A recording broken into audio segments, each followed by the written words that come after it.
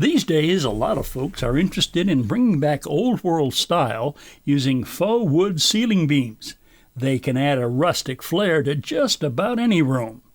Best of all, faux beams are easy to install, making them an ideal do-it-yourself project. They're convincingly realistic, with variegated colors and deeply embossed grain and texture. Despite their realistic appearance, they're extremely lightweight, since they're made of high-density polyurethane and hollow inside. The beams are available in a wide range of colors, wood species, and sizes. In this video, I'm going to show you how to install these beams. We'll begin by locating the ceiling joists. Well, I've used the stud finder to locate the ceiling joists, and I've marked them in blue tape. Now, if I were going to run the beams this way, I could actually attach them to those joists. But in our case, I want to run the beams in this direction. They'll never cross over the joist, so we're going to have to use a different hanging system. Now, this is a mock-up of the hanging system we're going to use. These two rails, or simply 2x2s, are going to be attached to the ceiling, and then the beam would slip right over them like that. The next step is to determine how far apart we want the beams, then to measure and mark the location. Measuring the inside of the beam tells us how far apart the outside edges of the rails need to be.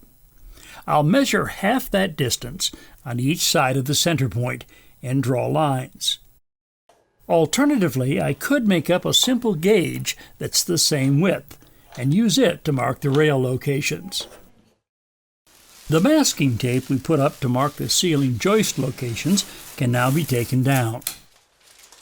I drive in a nail on the line for the outer side of the rail, loop the end of a chalk line over it, move to the opposite wall, hold the other end of the chalk line on the edge mark there, and snap. I repeat the process for the other outside line. Now there are a pair of rail location lines for each beam. Now that the chalk lines are up, it's time to start installing the rails. I begin by marking the rails at 36-inch intervals. Then drill a 1/4-inch hole on the marked spots. This part is best done with 2 people, so I ask my friend Justin to lend a hand. We make certain the edge of the rail is aligned with the chalk line, then drill through the holes in the rail and into the ceiling.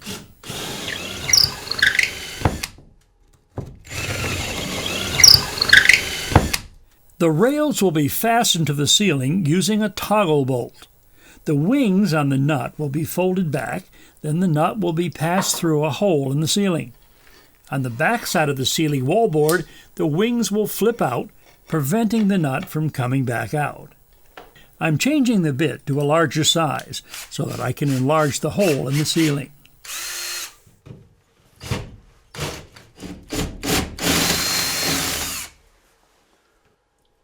Then I insert the toggle bolt through the hole in the rail, spin on the toggle nut,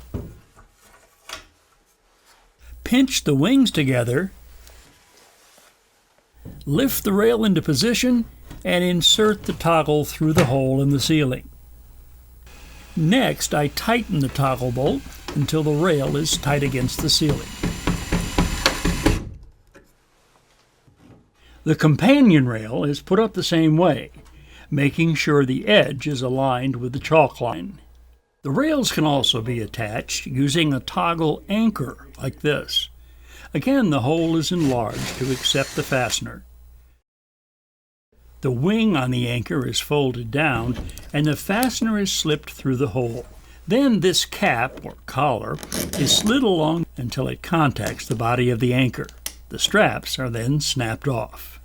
This bolt is then inserted through the hole in the rail, screwed into the anchor, and then tightened until the rail is snug against the ceiling. Using either fastening method, the rest of the rails are installed. To make sure the rails are the right distance apart, I slip a scrap piece of beam over them and check for fit. With all the rails up, it's now time to measure for the length of the beams. Then transfer that measurement to the beam itself.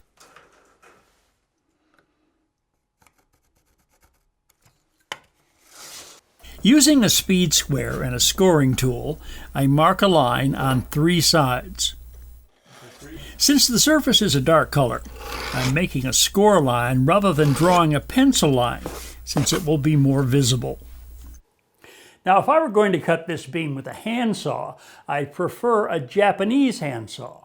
Why? Well, it has very, very fine teeth, which will give me a very smooth cut. The blade itself is quite thin, which gives me more precision. And perhaps most of all, this saw cuts as I pull it toward me, which I believe gives me a lot more control.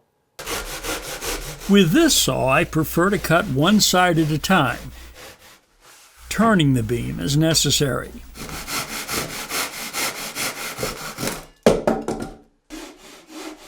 The beams can also be cut with a conventional handsaw.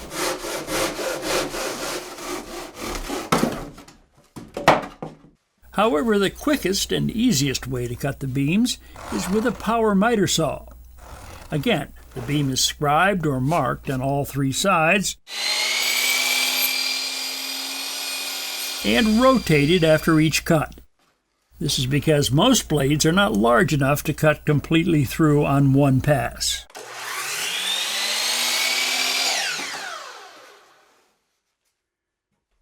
Cutting slightly outside the line and then sanding off the excess is a good way to make a tight fit, especially when the ceiling and walls are not exactly perpendicular.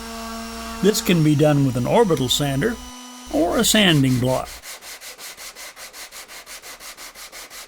With the beams cut to length, it's time to put them up by simply slipping them over the pairs of rails. If the beams are large, 12 to 16 inches, it's advisable to apply a bead of construction adhesive to the outside edges of the rails before slipping the beams in place.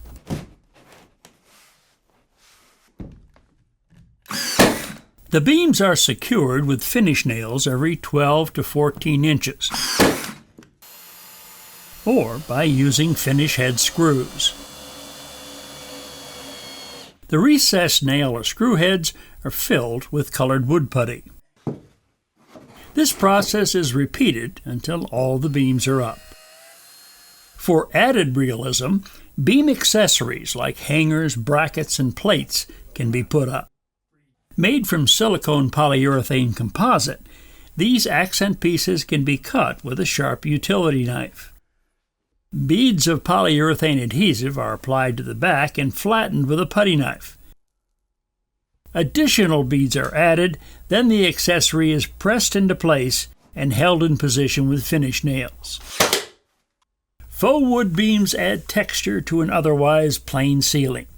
They can bring warmth and a cozier feel to a space. They can add a beautiful farmhouse look to a kitchen or a lodge look to a living room. Wood has always had a certain rustic charm. Today, its warm and welcoming look is being enjoyed in just about any room in the house.